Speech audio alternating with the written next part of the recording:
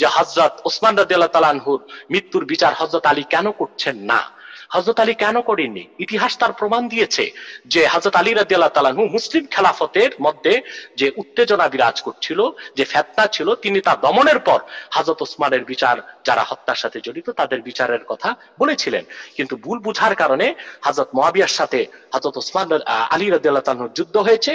আম্মাজান হযরত আয়েশা রাদিয়াল্লাহু তাআলা আনহা তখন পক্ষ নিয়েছিলেন হযরত ওসমান রাদিয়াল্লাহু তাআলা আনহুর, পক্ষ নিয়েছিলেন হযরত মুয়াবিয়ার। কিন্তু হযরত আলী রাদিয়াল্লাহু তাআলা আনহু হযরত আয়েশা রাদিয়াল্লাহু তাআলা আনহার সাথে কোনো দুর্ব্যবহার করেননি, বরং আব্দুল্লাহ বিন আব্বাসকে পাঠিয়ে আম্মাজান হযরত আয়েশাকে পুরো ব্যাখ্যা দেওয়ার পর আয়েশা রাদিয়াল্লাহু তাআলা আনহা তিনি মদিনা মুনাওয়ারাতে ফিরে এসেছিলেন এবং হযরত আয়েশা রাদিয়াল্লাহু তাআলা আনহার নিরাপত্তার জন্য হযরত আলী 250 সাহাবীকে সঙ্গে দিয়েছিলেন, যেন সসম্মানে হযরত আয়েশা রাদিয়াল্লাহু তাআলা আনহাকে মদিনাতুল মুনাওয়ারাতে পৌঁছিয়ে দেওয়া হয়। আম্মা জান আয়েশা রাদিয়াল্লাহু তাআলা আনহা সেখানে যুদ্ধে নেতৃত্ব দেননি, বরং তিনি সমর্থন জ্ঞাপন করার জন্য গিয়েছিলেন। সেটা নারী নেতৃত্বকে সাব্যস্ত করেন না। দ্বিতীয়, নারী নেতৃত্বকে তিনি যে প্রমাণ করতে চাচ্ছেন, আল্লাহ রাসূল সাল্লাল্লাহু আলাইহি ওয়াসাল্লাম কি বলেছেন নারী নেতৃত্বের ক্ষেত্রে, সেটা তো আমাদের বুঝে থাকা দরকার। আল্লাহ রাসূল সাল্লাল্লাহু আলাইহি ওয়াসাল্লাম নারী নেতৃত্বের ক্ষেত্রে কুফলতার কথা বলেছেন। কুফলতা অর্থাৎ পুরুষ নেতৃত্বে যে সফলতা আসবে, নারী নেতৃত্বে সেই সফলতা আসতে পারে না, সেটা হাদিসের অর্থ, যেটা আবু দাউদের মধ্যে এসেছে। রাসূল করিম সাল্লাল্লাহু আলাইহি ওয়াসাল্লাম ইরশাদ করেছেন, লা ইউফলিহা কওমুন ওয়াল্লাউ আমরাহুম ইমরাতান, যে জাতি তাদের শাসন ব্যবস্থার দায়িত্ব, রাষ্ট্র পরিচালনার দায়িত্ব নারীকে দিবে, সেই জাতি পুরোপুরি সফলতা কখনো লাভ করবে না। আল্লাহ রাসূলের এই হাদিসের বাস্তবতা দেখতে হলে আমেরিকাকে দেখেন। আমেরিকাতে ডেমোক্রেসি, গণতন্ত্রের বয়স 240 বছর পার হয়েছে। মিস্টার জো বাইডেন 46তম প্রেসিডেন্ট। যেই আমেরিকা সারা দুনিয়ায় নারীবাদী আন্দোলন করছে, নারী পুরুষের সমান অধিকার চাচ্ছে, 240 বছরের ইতিহাসে আমেরিকা একজন নারীকে প্রেসিডেন্ট কেন বানালো না? 46 জন প্রেসিডেন্টকে ক্ষমতায় বসিয়েছে, সব পুরুষকে। কারণ তারা মনে প্রাণে জানে মুহাম্মদ সাল্লাল্লাহু আলাইহি সাল্লাম 1000 বছর আগে যা বলেছেন তা মহাসত্য। সেজন্য তারা গোপনে হলেও আল্লাহ রাসূলের রাজনৈতিক আদর্শকে রাষ্ট্রীয়ভাবে গ্রহণ করেছে। কোন নারীকে আমেরিকাতে প্রেসিডেন্ট হতে দেয়নি 240 বছরের ইতিহাসে। 46 জন প্রেসিডেন্ট বসিয়েছে, নারীকে প্রেসিডেন্ট বানায় নাই। আল্লাহ রাসূলের একটি হাদিস মানার কারণে এখনো আমেরিকা সফলভাবে বিশ্বকে নেতৃত্ব দিচ্ছে। এরপর ডক্টর জাফরুল্লাহ সাহেব একটি কথা বলেছেন যে ইসলাম ব্যক্তিগত বিষয়, এটা রাষ্ট্রীয় বিষয় না। না, ইসলাম কোন ধর্ম নয়, এটা বুঝতে হবে। বৌদ্ধ, খ্রিস্টান, হিন্দু, ইহুদি এটা ধর্মের নাম, এটা সংস্কৃতির অংশ, সেটা ব্যক্তিগত জীবনে লালনীয় পালনীয়। ইসলাম হচ্ছে দিন, দিন অর্থ জীবন বিধান, সেটা ব্যক্তি জীবন, সমাজ জীবন, রাষ্ট্র জীবনে পালন করতে হবে। এটা আল্লাহর হুকুম। আল্লাহ সূরা হজ্জে বলেছেন, আল্লাযীনা ইম্মাক্কান্নাহুম ফিল আরদি আকামুস সালাহ ওয়া আতাউয যাকাহ ওয়া আমারু বিল মারুফ ওয়া নাহাউ আনিল মুনকার ওয়ালিল্লাহি আকিবাতুল উমুর। আল্লাহ সুবহানাহু ওয়া তাআলা বলেছেন, যদি আমি মুহাম্মদ সাল্লাল্লাহু আলাইহি সাল্লামের ঈমানদার উম্মতকে, যদি আমি মুহাম্মদ সাল্লাল্লাহু আলাইহি সাল্লামের ঈমানদার উম্মতকে রাষ্ট্র ক্ষমতার মালিক বানাই, রাষ্ট্রীয়ভাবে তারা নামাজ কায়েম করবে, যাকাত আদায় করবে, সৎ কাজে আদেশ করবে, অসৎ কাজে বাধা দিবে। সাগর, আপনি একটি প্রশ্ন করেছিলেন যে হিন্দু, বৌদ্ধ, ইহুদি, খ্রিস্টান তারাও তো আল্লাহর সৃষ্টি। একটু শর্ট করে যদি সবগুলোর উত্তর দেন হুজুর, তাহলে আমরা অন্যান্য আমি সবগুলোর উত্তর দিচ্ছি। লাস্ট কথাটা আমি শুনবো, তবে সবগুলোর উত্তর দিচ্ছি, কিন্তু আমাদের সম্মানিত জাফরুল্লাহ মহোদয় সাহেব ধৈর্য ধরবেন কিনা আমি জানি না। উনি মানে অনেকক্ষণ বসে থাকতে পারেন না তো, প্রায় 1.5 ঘন্টা হয়ে গেছে। আপনি যে একটু অন্যান্য চলে যাবেন, জি শর্ট করে যদি একটু বলেন আর কি। হ্যাঁ জি জি জি, আমি বুঝতে পেরেছি আপনি চলে যাবেন, তবে উত্তরটা দিচ্ছি খুব সংক্ষেপে। জি হ্যাঁ, আপনাকে শুনতে পাচ্ছি না স্যার। হ্যাঁ জি জি, সংক্ষেপই দিচ্ছি সাগর, সংক্ষেপই দিচ্ছি। আমি কোন প্রশ্নের উত্তর বাদ রাখি না আল্লাহর রহমতে। আমি তো জাফরুল্লাহ স্যার তো আমাকে দাওয়াত করেছেন তার বাড়িতে, আমি তো সময় পাচ্ছি না যেতে। আমি তো চা খেতে যাবো ওনার বাসায়, আর আমি দরবার শরীফে আনবো ওনাকে চা খাওয়ার জন্য, আরো অনেক কিছু খাওয়ার জন্য ইনশাআল্লাহ। তা আমরা প্রতিটি মানুষের কল্যাণ চাই। রাসূল করিম সাল্লাল্লাহু আলাইহি সাল্লাম বলেছেন, মুসলমান শুধু মুসলমানের জন্য নয়, একমাত্র মুসলমান অসাম্প্রদায়িক, আর সব ধর্মের লোক সাম্প্রদায়িক।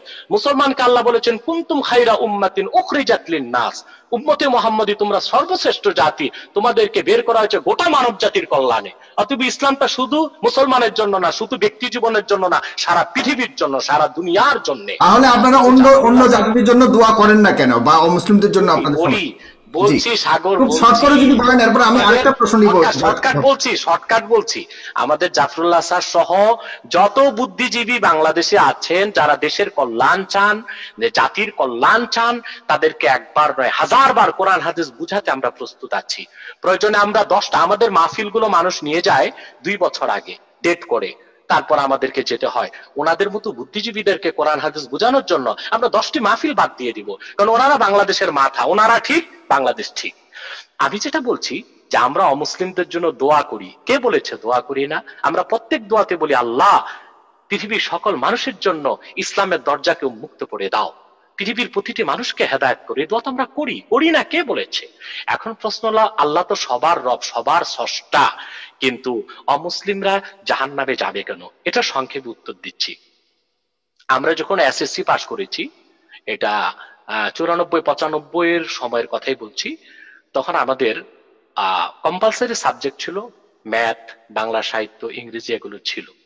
আরেকটা ছিল অপশনাল সাবজেক্ট। বাংলাদেশে তখন কম্পিউটার মাত্র এসেছে, কম্পিউটার সায়েন্স নামে একটা বই পড়তাম আমরা, 250-300 পৃষ্ঠা। এটাতে যারা ফেল করেছে এই সাবজেক্টে, তাদের সবাইকে টেস্টে অ্যালাউ করা হয়েছে এবং তারা এসএসসি পরীক্ষা আমাদের সাথে দিয়েছে। কিন্তু এসএসসি পরীক্ষায় যারা এই কম্পালসারিতে ফেল করেছিল অপশনালে, তাদেরকেও প্রমোশন দিয়ে দেওয়া হয়েছে। কিন্তু আমাদের সাথে যারা ম্যাথে, ইংরেজিতে ফেল করেছিল, তারা ইন্টারমিডিয়েটে ভর্তি হতে পারে নাই, তারা প্রমোশন পায়নি। আসলে প্রত্যেকটা মানুষ আল্লাহর বান্দা, আর পৃথিবীটা পরীক্ষার একটা জায়গা। আল্লাহ 2টো সাবজেক্ট রেখেছেন, ওই 2 সাবজেক্টে পাশ করলে জান্নাত যাওয়া যাবে। সে যেই কোনো লোক হোক, যেই কোনো বংশের হোক, গোত্রের হোক, বর্ণের হোক, 2টো সাবজেক্টে তাকে পাশ করতে হবে। একটি হচ্ছে ঈমান, আর একটি হচ্ছে আমল। আল্লাহ বলেছেন, ইল্লাল্লাযীনা আমানু ওয়া আমিলুস সালিহাত, যারা ঈমান আনয়ন করবে, নেক আমল করবে, আল্লাহ তাদেরকে জান্নাত দিবেন, সে যে কোনো বংশের হোক, গোত্রের হোক। আর যদি এই সাবজেক্টে ফেল হয়ে যায়, তাহলে সে জান্নাতে যেতে পারবে না। আমরা এটা উপরে ক্লিয়ার হয়েছে স্যার। আপনি জি স্যার, আপনি আনমিউট করবেন।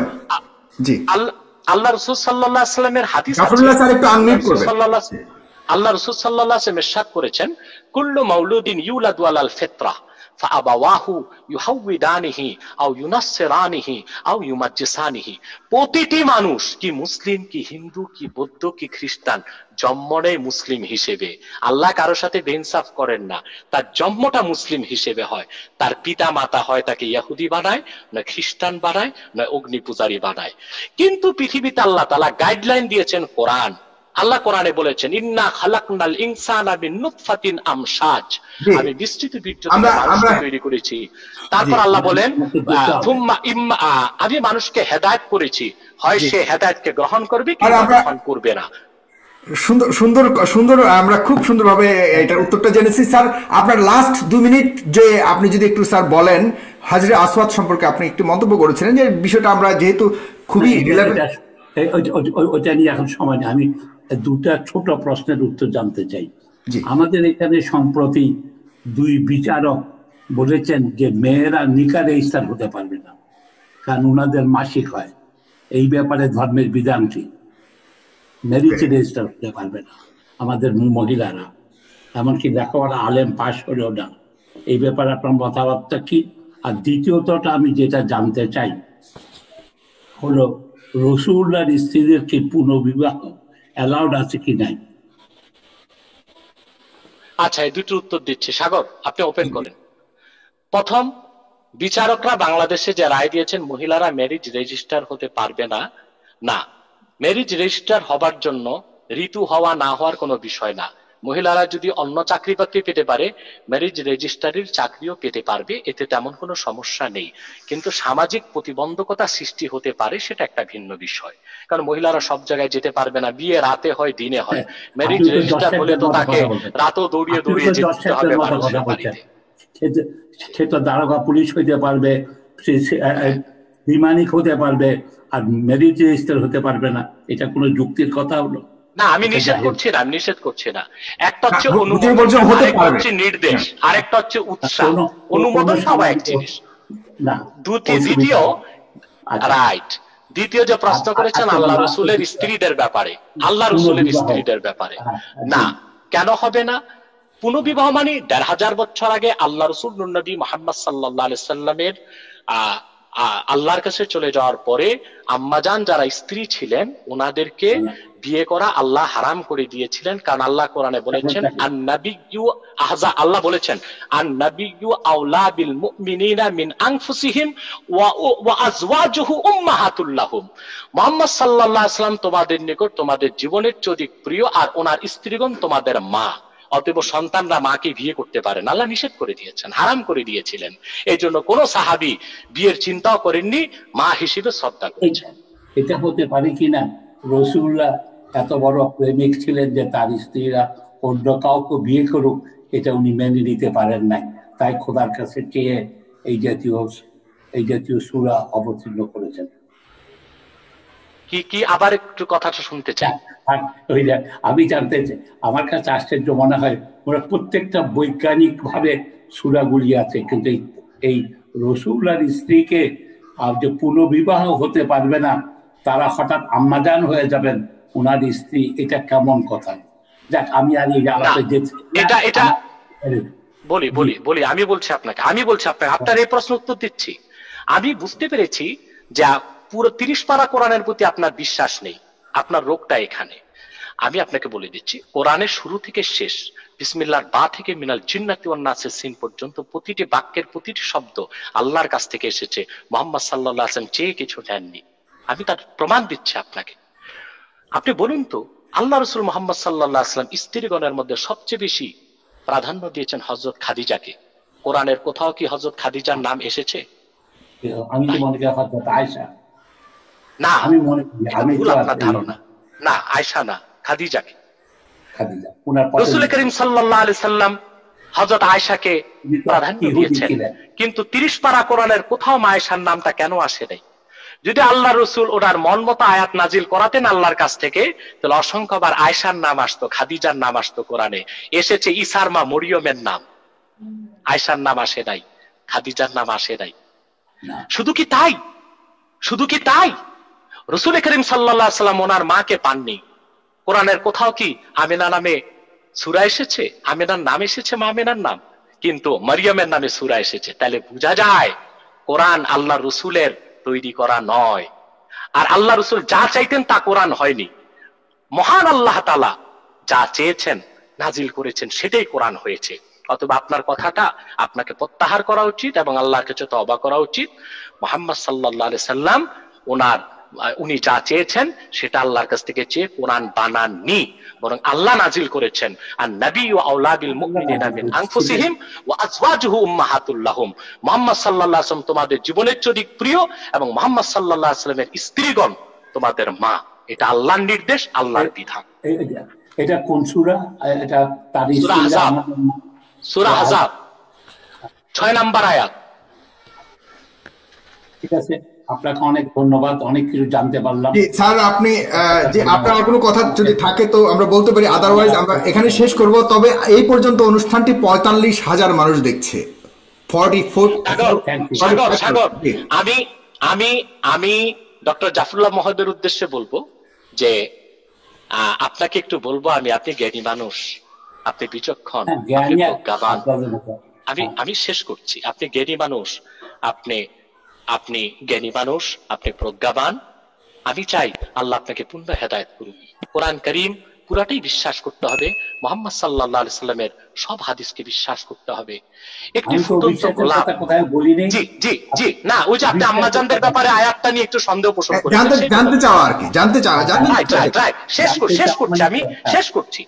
একটি ফুটন্ত গোলাপ দেখলে বোঝা যায় এটা গোলাপ, মধ্যাহ্নের দিবাকর সূর্য দেখলে বোঝা যায় এটা সূর্য। আল্লাহর কোরআন উন্মুক্ত মনে পড়ুন, আপনি বুঝতে পারবেন এটা আল্লাহর কালাম। নূর নবী মুহাম্মদ সাল্লাল্লাহু আলাইহি ওয়াসাল্লামের উপর অবতীর্ণ কিতাব কোরআন, যা আল্লাহর শ্রেষ্ঠ কুদরত, মুহাম্মদ সাল্লাল্লাহু আলাইহি ওয়াসাল্লামের শ্রেষ্ঠ মুজিজা। অতএব সেই কোরআনের কিছু বুঝতে যদি আমাদের সমস্যা হয়, বুঝতে হবে আমাদের বুঝের সমস্যা, সেটা কোরআন হাদিসের সমস্যা নয়। আমি মহান আল্লাহর কাছে আপনার কল্যাণ কামনা করছি, আপনার হেদায়েত কামনা